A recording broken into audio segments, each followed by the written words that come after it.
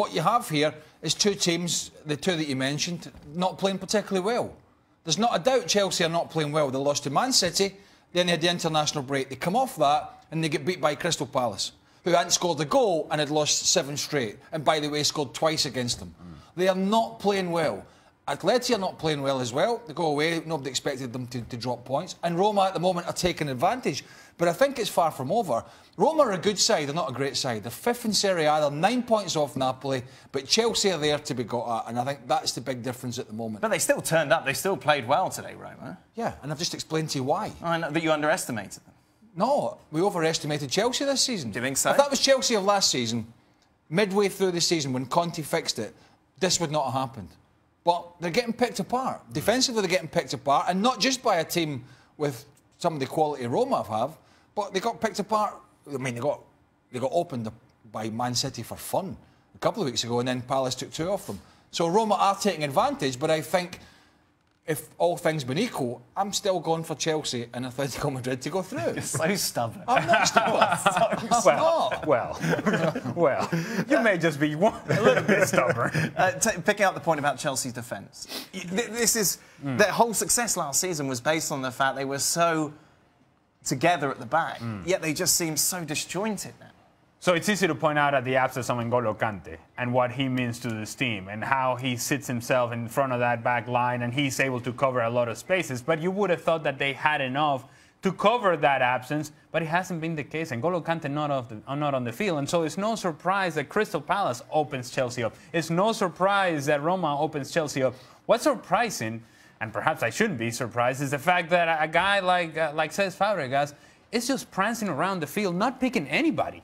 He is really not marking, not even space. The guy, he doesn't give you any work defensively, and so therefore when you have combinations coming out of the midfield with Nainggolan and Perotti like you saw by Roma, then you have people chasing all over the place, and if you have 1 or 2 guys not picking up, now it creates mismatches, and when you have those mismatches, gaps open up, and you saw that time and time again Roma were able to get in behind Chelsea. You have so many fallouts from Kante not being a part of that, because you look at David Luiz, then was where Kante would normally be, and he actually had quite a good game, not just from the goal. He bogged up in midfield, he picked off some balls, he got forward quite well. When he came out of the game, things opened up for Roma, and they were able to take advantage of that. You saw the ball over the top, plenty of time for the ball to be played over the top to Dzeko. I mean, what a fabulous finish that was. So difficult to do, but that was the epitome of Chelsea. The fact that he took David Luiz off, and I know later he said he had a calf thing. Yeah, so they had a little niggle. And they are thin, so you understand to a certain extent, but they win this game and they're basically through. The squad. No, you understand taking them off.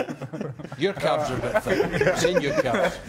And the fact that they can't put somebody in as a replacement that might actually have a positive effect, having that negative effect and open up, and Roma taking advantage, there are things that need to be done. But it's not just that. It's not just that, as we look at the group. It's the fact that, as the boys mentioned, Kante's missing, but also the fact that Nemanja Matic has gone to Man United. Now, I don't know if Conte was 100% behind that move because Bakayoko was coming in, or whether, like the suggestions have been made, amongst other transfers, that Conte wasn't particularly happy about certain moves.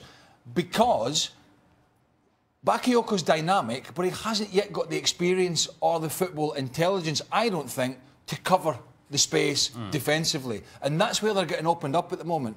Matic and Kante did it fantastically well. When you take both of those out the Chelsea side, no matter if you put defensive players in there, you're still getting gaps at the back. Meanwhile, OK, Mr. Stubborn says that Atleti are still going through. So Atleti, are they a bad team? Yes, at the moment they are. They went to Azerbaijan and they could beat Karabakh. Of course they're bad. The odd result happens. That makes you a bad team. Well, you lost at home against Chelsea as well, who we've just put it apart for the last 2 months.